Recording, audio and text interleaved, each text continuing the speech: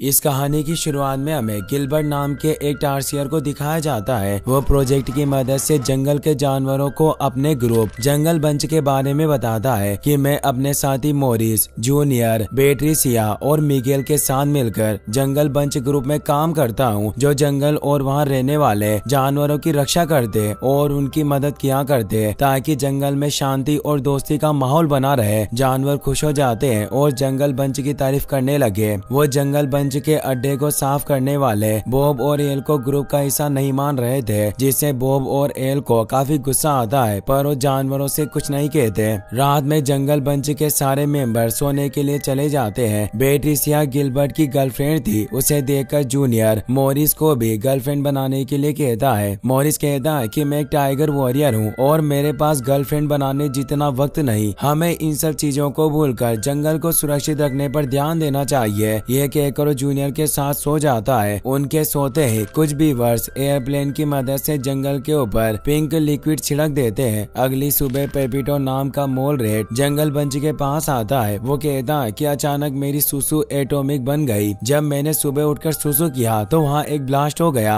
जंगल bunch को पेपिटो की बातें समझ नहीं आती और उन्हें भरोसा भी नहीं होता कि किसी की सुसु एटॉमिक कैसे हो सकती है। पेपिटो पानी पीकर सुसु करने लगता है, मगर गिलबर्ट उसे रोक देता है। उसे आसपास के पौधों पर वही पिंक लिक्विड दिखाई देता है जो बीवर गैंग डालकर गई थी। गिलबर्ट परेशान हो जाता है। वो पेपिटो को बताता है कि तुम्हारी सुसु एटॉमिक नहीं हुई, बल्कि इस पिंक लिक्विड की वजह से धमाका हो रहा है। इस पिंक लिक्विड का इन्वेंशन बहुत वक्त पहले हुआ, पर अब ये कहीं पर नहीं है। ये कहकर उसे कुछ सालों पहले की बात याद आती है, जब अल्बर्ट नाम के साइंटिस्ट ने उस पिंक लिक्विड को इन्वेंट किया था। गिलबर्ट बताता है कि अल्बर्ट मिट्टी को चार्ज करने वाला तेल बना रहा था, पर गलती से उसने इस पिंक लिक्विड को बना दिया। ये किसी भी लिक्विड के संपर्क में आते ही ब्लास्ट हो जाता है। ये सुनकर पेट्रिसिया आसपास देखने लगती है, जिससे उसे पता चलता है कि पिंक लिक्विड पूरे जंगल में पेड़ों पर फैला हुआ है। गिलबर्ट कहता है कि अभी भी पिंक लिक्विड पूरे जंगल में नहीं फैला, पर डर की बात है कि यह धीरे धीरे बढ़ता रहता है और मैं यकीन के साथ कह सकता हूँ कि अगले एक महीने में पूरे जंगल में पिंक लिक्विड फैल जाएगा। एल कहता है कि तुम्हें फिक्र करने की जरूरत नहीं। जिस तरह हम अपने खुफिया अड्डे को साफ करते हैं, उसी तरह इससे पिंक लिक्विड को भी साफ कर देंगे। गिलबर्ट कहता है कि पिंक लिक्विड बहुत ही ज्यादा चिपचिपा होता है और हम इतनी आसानी से इसे साफ नहीं कर सकते। सबसे डरावनी बात है कि एक महीने में बारिश का मौसम आने वाला है। जैसे ही बारिश शुरू होगी तो जंगल के सारे पेड़ जलकर राख बन जाएंगे और हमारा जंगल एक रेगिस्तान में तब्दील हो जाएगा। मॉरिस पूछता है कि तो क्या अल्बर्ट खुद जंगल को बर्बाद करने के लिए ये सब कर रहा है। गिलबर्ट कहता है कि भले ही अल्बर्ट का आविष्कार बेकार है, पर उस जंगल को बर्बाद करने के बारे में कभी नहीं सोच सकता। जहाँ तक मैं उसे जानता हूँ वो एक अच्छा इंसान है। इस परेशानी को खत्म करने के लिए हमें पिंक लिक्विड का एंटीडोट बनाना होगा, पर अफसोस की बात है कि मैं इसका एंटीडोट नहीं बना सकता। सिर्फ अल्बर्ट अकेला है जो पिंक लिक्विड को रोकने वाला एंटीडोट बना सकेगा। पेट्रिसिया कहती है कि अगर सिर्फ अल्बर्ट एंटीडोट बना सकता है तो हमें जल्दी से उसे मिलने के लिए जाना होगा।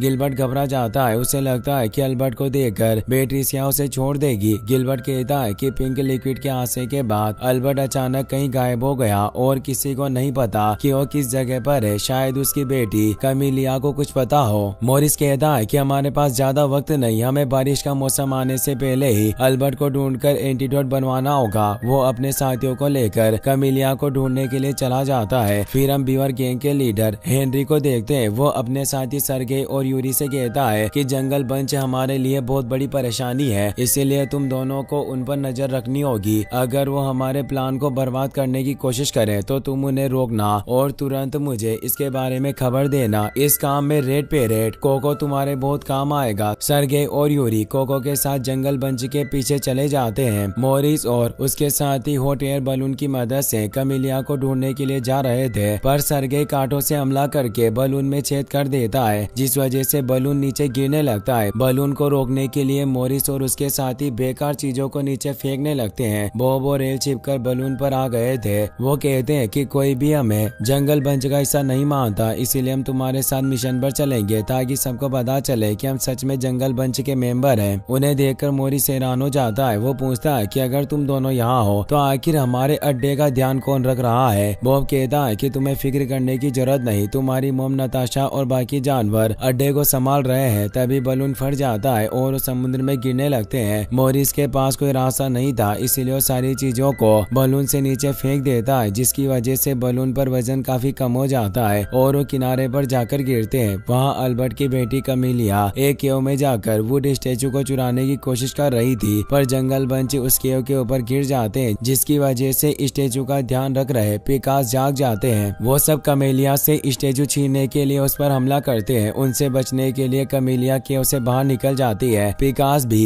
केव से बाहर आकर उस पर हमला कर देते हैं, मगर कमीलिया एक एक करके उन सबको पीटकर दूर कर देती है। स्नो रैबिट्स वहां आते हैं और अपनी पवित्र मूर्ति को वापस लेने के लिए कमीलिया को शुक्रिया कहते हैं। मॉरिस कमीलिया से कहता है कि तुम्हारी तरह हम भी जानवरों की मदद करते हैं। इस बार जंगल को बचाने के लिए हमें तुम्हारे डैड की जरूरत है। क्या तुम उन्हें ढूंढने में हमारी मदद कर सकती हो? कमीलिया अपने डैड का नाम सुनकर खामोश हो जाती है। बेट्रिसिया उसे पिंक लिक्विड दिखाकर जंगल में फैली मुसीबत के बारे में बताती है। कमीलिया कहती है कि इसी लिक्विड की वजह से मैं अपने डैड से दोबारा नहीं मिल सकी। मुझे बस इतना पता है कि वो सब लोगों से दूर रेगिस्तान में रहते हैं, मगर अब जब तुम्हारा जंगल खतरे में है तो डैड को ढूंढने में मैं तुम्हारी हेल्प करूंगी। इस तरह मैं भी डैड से दोबारा मिल सकूंगी। मॉरिस और उसके साथी खुश हो जाते हैं। स्नो रैबिट्स के जमीन में से निकलने की वजह से बॉब और एलू चलकर बहुत दूर आ जाते हैं। वहाँ उन्हें सर्गेई और यूरी दिखाई देते हैं, जो जंगल बंच के लिए जाल बिछा रहे थे। बॉब और एल जोर जोर से चीखकर अपने साथियों को जाल के बारे में बताने की कोशिश करते हैं, मगर जाल में फंसने से पहले उनके चिल्लाने की वजह से बर्फ टूटकर उनकी तरफ आने लगती है। अब सभी अपनी जान बचाने के लिए वहाँ से भागने की कोशिश करते हैं। बर्फ की वजह से वो एक बर्फीली चट्टान से जाकर टकराते हैं, जिसकी वजह से वो चट्टान समुद्र में गिर जाती है। मॉरिस और उसके साथियों को समुद्र पार करके रेगिस्तान तक जाने के लिए बोट की जरूरत थी और उन्हें बर्फीली चट्टान मिल जाती है, इसीलिए वो उससे आगे बढ़ने लगते हैं। बॉब और एल अपने साथियों को सर्गेई और यूरी के बारे में बताने की कोशिश करते हैं, पर कोई उनकी बातों पर भरोसा नहीं करता।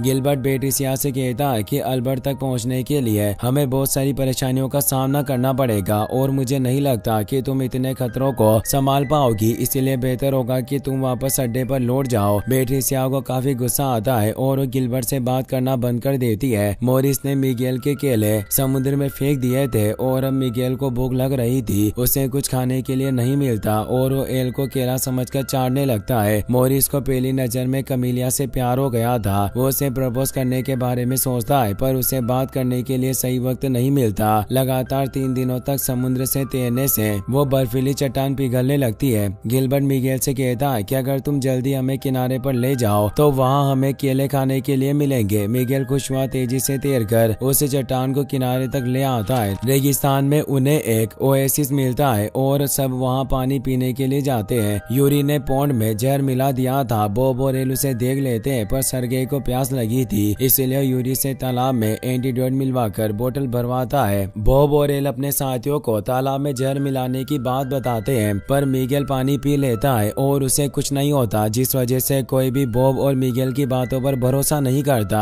कमीलिया को एक पत्थर पर अपने डेट का मैसेज मिलता है। उस मैसेज को पढ़कर कमीलिया निशान की मदद से अपने साथियों को लेकर आगे बढ़ जाती है। सर्गेई और यूरी भी उनके पीछे जाते हैं, मगर रास्ते में कुछ खतरनाक जानवर उन पर हमला कर देते हैं, जिस वजह से वो जंगल बंच से दूर हो जाते हैं। सर्गेई कोको को जंगल बंच पर नजर रखने के लिए भेज देते हैं। कमीलिया और जंगल बंच के साथ अल्बर्ट के घर पहुंच जाती है। वहाँ उन्हें एक मेका पांडा मिलता है, पर कमीलिया आसानी से उसे बंद कर देती है। अल्बर्ट वहाँ आता है। वो काफी बुढ़ा हो चुका था, जिस वजह से वो छोटी छोटी चीजें भूलने लगता है, यहाँ तक कि वो कमीलिया को भी नहीं पहचान पाता। पर कमीलिया का मैकेनिकल हाथ देखकर अल्बर्ट को पता चल जाता है कि वो सच में उसकी बेटी है। उसे कुछ सालों पहले की याद आती है, जब उस पिंक लिक्विड की वजह से कमीलिया का हाथ ब्लास्ट हो गया था और अल्बर्ट ने पिंक लिक्विड के साथ अपनी लैब में आग लगा दी। ये सब सोचकर अल्बर्ट कमीलिया को गले लगाकर उससे माफी मांगता है, क्योंकि उसे सालों पहले छोड़कर चला गया था। गिलबर्ट अल्बर्ट से कहता है कि तुम्हारे पिंक लिक्विड की वजह से हमारा जंगल बहुत बड़े खतरे में है। इस परेशानियों को ठीक करने के लिए हमें एंटीडोट की जरूरत है। अल्बर्ट कहता है कि एंटीडोट बनाने के लिए हमें एक खास चीज की जरूरत है, जो हमें सिर्फ सीक्रेट सर्कल में मिलेगी। अल्बर्ट सबको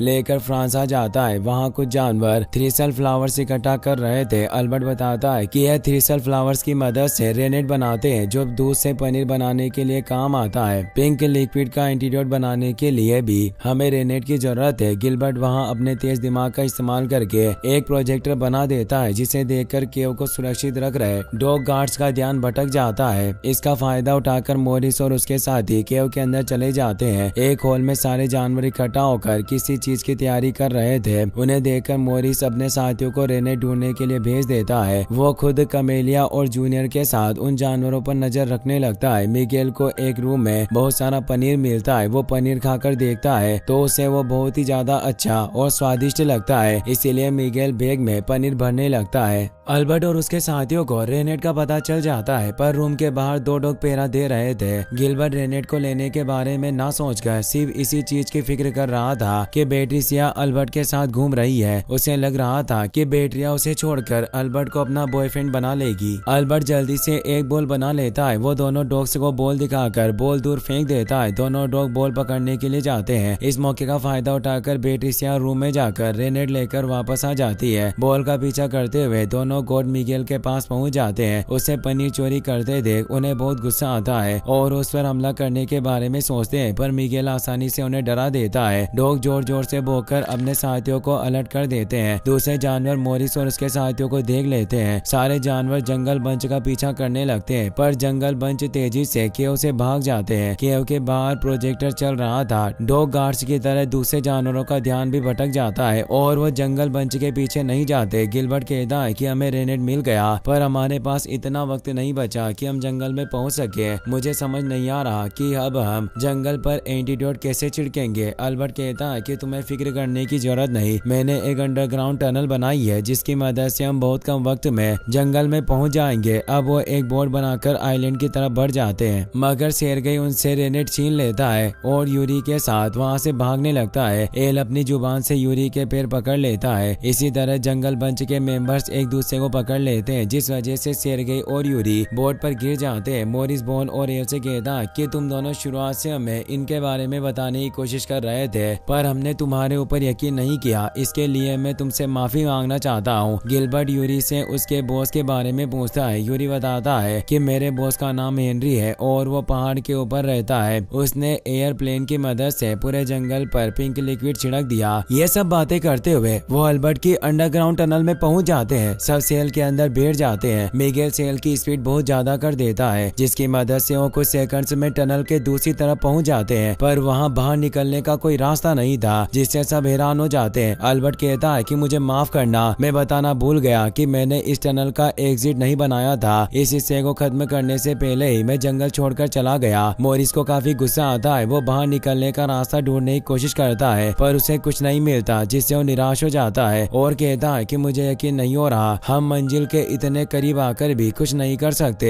ये सब उदास हो जाते हैं। इस मौके का फायदा उठाकर सेर्गेई कोको को केव से बाहर भेज देता है। कोको हेनरी के पास जाकर उसे सारी बातें बता देता है, जिससे हेनरी बहुत ही ज्यादा खुश होता है। मॉरिस कमेलिया के पास जाकर उसे अपने दिल की बात बता देता है। कमेलिया भी शुरुआत से मॉरिस से प्यार करती थी, पर वो भी मॉरिस की तरह अपने दिल की बात नहीं कह पाई, पर अब दोनों एक दूसरे को दिल की बात बता देते हैं। मॉरिस और कमेलिया को देखकर गिलबर्ट को अपनी गलती का एहसास होता है और वो बेट्रिसिया को सारी बातें बताकर माफी मांगता है। बेट्रिसिया बिना कुछ कहे गिलबर्ट को माफ कर देती है। मिगेल को काफी वक्त से केले खाने के लिए नहीं मिलते, जिससे वो बहुत ही ज्यादा गुस्सा हो जाता है और दीवार पर हमला करने लगता है, जिसकी वजह से केव के ऊपर से एक चट्टान नीचे गिरती है और वहाँ पर बाहर जाने का रास्ता बन जाता है। मॉरिस अपने दोस्तों को लेकर अड्डे पर जाता है। अल्बर्ट रेनेट की मदद से एंटीडोट बना लेता है और गिलबर्ट कमेलिया के लिए नया हाथ बनाता है। मॉरिस अपने दोस्तों को लेकर हेनरी की फैक्ट्री में चला जाता है। हेनरी को उनके बारे में पता चल जाता है। उसने बीवर्स को अपने कंट्रोल में किया हुआ था और वो बीवर्स की मदद से जंगल बंच को घेर लेता है। वो अल्बर्ट से कहता है कि जब तुमने पिंक लिक्विड का आविष्कार किया तो मैं समझ गया था कि इसकी मदद से मैं अमीर बन सकता हूँ। मैं तुम्हारी लैब से पिंक लिक्विड का फॉर्मूला चुरा रहा था, पर तुम्हारी बेटी वहाँ आ गई। उसने मुझे रोकने की कोशिश की। मैंने अपने हाथ पर पिंक लिक्विड डाल लिया और अपना हाथ पानी में डुबो दिया, जिसकी वजह से उसे अपना हाथ गंवाना पड़ा। मेरे पास सिर्फ आधा फॉर्मूला था, मगर मैं जानता था कि गिलबर्ट की मदद से मैं पिंक लिक्विड दोबारा से बना सकता हूँ। इसीलिए मैंने गिलबर्ट को अलग अलग कंपटीशन में जितवाकर पिंक लिक्विड का फॉर्मूला निकाला। मैंने बहुत सारे टेंट बनाए हैं। जैसे ही पूरा जंगल बर्बाद हो जाएगा, सारे जानवरों को रखने के लिए टेंट की जरूरत पड़ेगी और मैं ज्यादा कीमत में टेंट बेचकर अमीर बन जाऊंगा। ये सब कहकर वो बीवर्स से जंगल बंच पर हमला करवा देता है। मॉरिस अपने दोस्तों के साथ बीवर्स से लड़ने लगता है। कमीलिया अल्बर्ट को पिंक लिक्विड के टैंक में एंटीडोट मिलाने के लिए कहती है, पर अल्बर्ट सारी चीजें भूल जाता है। उसे पता नहीं रहता कि वो वहाँ क्या कर रहा है। कमीलिया अल्बर्ट को शांत करके सारी चीजें याद दिलाती है। अल्बर्ट जल्दी से टैंक में एंटीडोट मिला देता है। जंगल बंच से फाइट करने के बाद सारे बीवर्स हेनरी के कंट्रोल से बाहर हो जाते हैं, इसीलिए हेनरी जायंट बीवर आर्नोल्ड से उन पर हमला करवाता है। मोरेस को आर्नोल्ड से हमले से बचाने के चक्कर में कमीलिया का हाथ टूट जाता है। आर्नोल्ड दोबारा मोरेस पर हमला करने लगता है। कमीलिया बीवर्स से एंटीडोट छिड़कने के लिए कहती है, इसीलिए सारे बीवर्स से एयरप्लेन में एंटीडोट भरने लगते हैं, मगर हेनरी फैक्ट्री का गेट बंद कर देता है। वो अपनी स्टिक की मदद से बेटिसिया को कंट्रोल करने लगता है, पर एक बीवर हेनरी से स्टिक छुड़ाकर उसे तोड़ देता है। मोरेस कमीलिया के साथ मिलकर आर्नोल्ड को हेनरी के ऊपर गिरा देता है। बीवर प्लेन लेकर एंटीडोट छिड़कने के लिए चले जाते हैं। बारिश शुरू हो गई थी और जैसे ही बारिश की बूंदें पिंक लिक्विड के संपर्क में आती है, जंगल में ब्लास्ट होना शुरू हो जाते हैं। उनसे बचने के लिए नताशा सारे जानवरों को लेकर जंगल से बाहर जाने लगती है, लेकिन बीवर्स प्लेन की मदद से पूरे जंगल पर एंटीडोट छिड़क देते हैं, जिसकी मदद से पिंक लिक्विड खत्म हो जाता है और सारे जानवर खुश हो जाते हैं। मोरेस बॉन और एल को ग्रुप मेंबर बनने के लिए कहता है, मगर जंगल को बचाते हुए दोनों की जान कई बार खतरे में पड़ गई थी और वो दोबारा अपनी जान खतरे में नहीं डालना चाहते, इसीलिए वो ग्रुप मेंबर बनने से मना कर देते हैं और सिर्फ अड्डे की सफाई करने के लिए हाँ करते हैं। अल्बर्ट कमीलिया को उसका पुराना हाथ दे देते हैं जो उसने खुद बनाया था। सभी साथ में खुश थे। इसी के साथ ये मूवी यहीं पर खत्म हो जाती है।